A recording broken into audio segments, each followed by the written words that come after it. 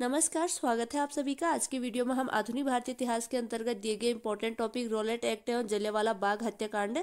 तो इस टॉपिक के अंतर्गत दिए गए वन लाइनर क्वेश्चन आंसर और साथ ही यहाँ पर दिए गए इंपॉर्टेंट फैक्ट्स को आज की वीडियो में हम अध्ययन करेंगे। तो शुरू करते हैं आज की वीडियो को। तो यहाँ पर पहला प्रश्न है, ब्रिटिश शासन द्वारा मार्च 1919 में लाए गए रॉलेट एक्ट का मुख्य उद्देश्य क्या था? तो इसका उद्देश्य था क्रांतिकारियों का दमन करना। नेक्स्ट यहाँ पे इंपॉर्टेंट फैक्ट है, भारत में बढ़ रही क्रांतिकारी गतिविधियों के दमन के लिए सरकार ने वर्ष 1917 में न्यायाधीश सिडनी रॉलेट की अध्यक्षता में एक समिति गठित की। इसका उद्देश्य क्रांतिकारियों को कुचलने के लिए एक प्रभावी योजना का निर्माण करना था। इसके सुझाव पर मार्च 1919 में पारित विधेयक रॉलेट एक्ट के नाम से जाना गया। अगला प्रश्न है, जब रॉलेट एक्ट पारित हुआ उस समय भारत का वाइसराय कौन था? तो लॉर्ड चैम्सफोर्ड। अगला प्रश्न है, किस औपनिवेशिक कानून को बिना वकील, बिना अपील और बिना दलील के नाम से जाना जाता है? तो रॉलेट एक्ट को।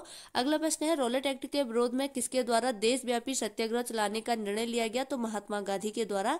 अगला प्रश्न है, रॉलेट एक्ट के विरोध में किसने लगान न देने के लिए आंदोलन चलाने का सुझाव दिया था?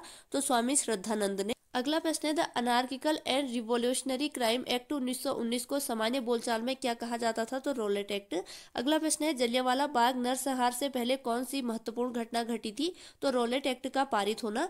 अगला प्रश्न है, पंजाब के अमृतसर शहर में जलियांवाला बाग हत्याकांड कब हुआ था? तो 13 अप्रैल 1919 को। नेक्स्ट आप इंपॉर्टेंट फैक्ट है, रॉलेट सत्याग्रह के दौरान पंजाब के दो लोकप्रिय नेताओं डॉक्टर सैफुद्दीन किचलू और डॉक्टर सत्यपाल की गिरफ्तारी और ब्रिटिश दमन का विरोध करने के लिए 13 अप्रैल 1919 को बैसाखी के दिन अमृतसर के जलियांवाला बाग में एक सार्वजनिक सभा बुलाई गई थी, जहां जनरल डायर द्वारा निहत्थी भीड़ पर गोलियां चलवाकर लगभग 1000 लोगों की हत्या कर दी गई।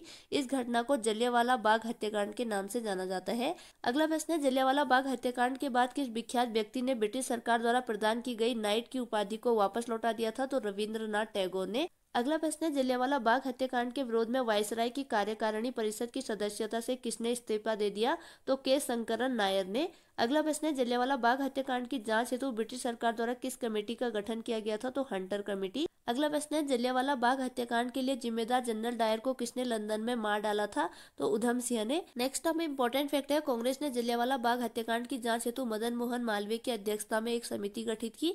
समिति के अन्य सदस्यों में मोतीलाल नेहरू, महात्मा गांधी, CR दास, बदरुद्दीन तैयबजी और MR जयकर आदि शामिल थे। नेक्स्ट यहाँ पर दिए गए हैं स्वतंत्रता संग्राम की प्रमुख घटनाएं। तो 1885 में भारतीय राष्ट्रीय कांग्रेस की स्थापना हुई थी।